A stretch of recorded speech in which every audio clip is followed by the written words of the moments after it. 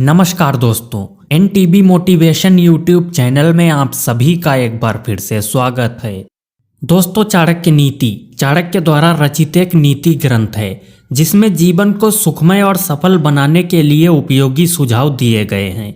इस ग्रंथ का मुख्य विषय मानव समाज को जीवन के हर एक पहलू की व्यवहारिक शिक्षा देना है। चाणक्य एक महान ज्ञानी थे जिन्होंने अपनी नीतियों की बदौलत चंद्रगुप्त मौर्य को राजा की गद्दी पर बिठा दिया था। जानिए चाणक्य की कुछ ऐसी महत्वपूर्ण नीतियां जो आपको जीवन के किसी न किसी मोड़ पर काम आ सकती हैं। दोस्तों, अगर आप अपने जीवन में कुछ नया सीखना चाहते हैं तो चैनल को सब्सक्राइब जरूर करिएगा। दोस्तों, पति पत्नी का रिश्ता आपसी तालमेल और एक दूसरे को समझने की क्षमता के आधार पर ही सुखी हो सकता है। जिन घरों में इस बात की कमी रहती है वहां अशांति और दुख का वातावरण बना रहता है। जब अशांति और मानसिक तनाव बढ़ जाता है तो पति और पत्नी एक दूसरे को अपना दुश्मन मानने लगते हैं।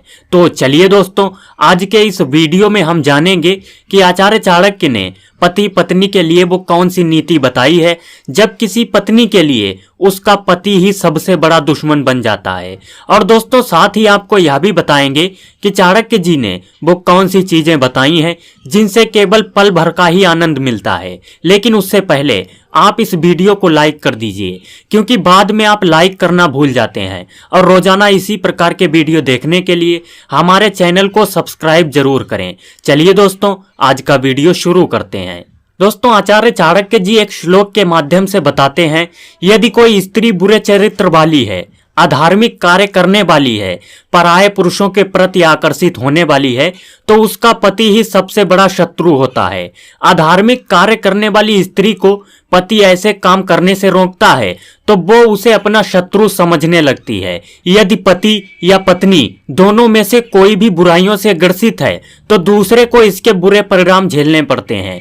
पत्नी की गलतियों की सजा पति को भुगतनी पड़ती है और पति की गलतियों की सजा पत्नी को। इसी वजह से वैवाहिक जीवन में पति और पत्नी दोनों को समझदारी के साथ जीवन बिताना चाहिए। आचार्य चाणक्य कहते हैं, लोभी का शत्रु मांगने वाला होता है। दोस्तों, लोभी यानी बहुत लालची व्यक्ति, उसका पूरा मोह धन में ही रहता है। ऐसे लोग अपनी जान से भी अधिक स्नेह धन से रखते हैं। यदि इन लोगों के घर कोई धन मांगने वाला आ जाए तो ये किसी मांगने वाले को अपना ही दुश्मन समझने लगते हैं और दान पुण्य के कर्म इन्हें व्यर्थ लगते हैं। दोस्तों, जो लोग जड़बुद्धि होते हैं यानी मूर्ख होते हैं, वो ज्ञानी लोगों को अपना शत्रु मानते हैं। मूर्ख व्यक्ति के सामने यदि कोई उपदेश देता है तो वो ज्ञानी को ऐसे देखते हैं जैसे सबसे बड़ा शत्रु हो। ज्ञान की बातें मूर्ख व्यक्ति को चुभती हैं क्योंकि वो इन बातों पर अमल नहीं कर सकता। इसीलिए मूर्ख का स्वभाव उसे हमेशा ज्ञान से दूर रखता है। चाणक्य जी आगे कहते हैं, चोर का शत्रु चंद्रमा होता है। दोस्तों, चोर अपना काम रात के अंधेरे में करते हैं क्योंकि अंधकार में उन्हें कोई पहचान नहीं पाता। अंधेरे में चांद उन्हें दुश्मन के समान लगता है क्योंकि चंद्रमा की चांदनी से अंधकार दूर हो जाता है। चोर चांदनी रात में आसानी से चोरी नहीं कर पाते, इसी वजह से वो चंद्रमा को अपना शत्रु मानते हैं। आचार्य चाणक्य अपनी एक नीति में कहते हैं, आसमान में छाए हुए बादलों की छाया का सुख पल भर के लिए ही प्राप्त होता है। बादलों के हटते ही सूर्य के ताप में पुनः वृद्धि हो जाती है। अर्थात आसमान में बादलों के घिरने से जो छाया होती है वो बहुत सुखदायक प्रतीत होती है और हमें गर्मी से आराम भी प्राप्त होता है। लेकिन छाया का यह सुख केवल क्षण भर का ही होता है। दोस्तों, आचार्य का कथन है कि किसी दुष्ट और बुरी प्रवृत्ति वाले व्यक्ति की सेवा से मिलने वाला फल या कोई भी फायदा केवल क्षण भर का ही आनंद देता है, क्योंकि ऐसा व्यक्ति कभी किसी का भला नहीं कर सकता। इन लोगों का त्याग करने में हमारा कल्याण होता है, अन्यथा ऐसे दुष्ट व्यक्तियों की संगति से और इनकी सेवा से हम भी बड़ी समस्याओं में उलझ सकते हैं। इसीलिए ऐसे व्यक्ति की दुश्मनी या दोस्ती दोनों ही उचित नहीं होती और ऐसे बुरे स्वभाव और गलत व्यक्तियों की संगति से मिलने वाला लाभ केवल क्षण भर का होता है, किंतु उसका दूरगामी परिणाम अधिक हानिकारक हो सकता है। दोस्तों, आचार्य चाणक्य कहते हैं कि स्वभाव से दुष्ट और नीच प्रवृत्ति वाले व्यक्तियों का प्रेम केवल क्षण भर के लिए होता है।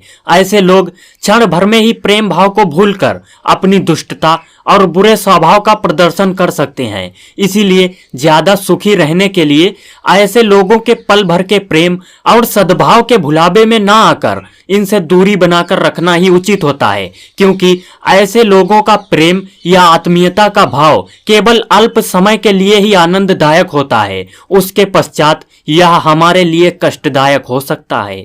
दोस्तों, पल भर की होती है तिनके की आग। इस सूत्र में आचार्य के अनुसार कुछ पल के लिए अंधकार को दूर करने के लिए और उजाले का आनंद लेने के लिए तिनके की आग का प्रयोग किया जा सकता है, क्योंकि तिनके की आग कुछ पलों के लिए होती है, उसके पश्चात यह पूरी तरह समाप्त हो जाती है। दोस्तों, एनटीबी मोटिवेशन के इस वीडियो को यहीं पर समाप्त करते हैं और आशा करते हैं आपको वीडियो पसंद आया होगा।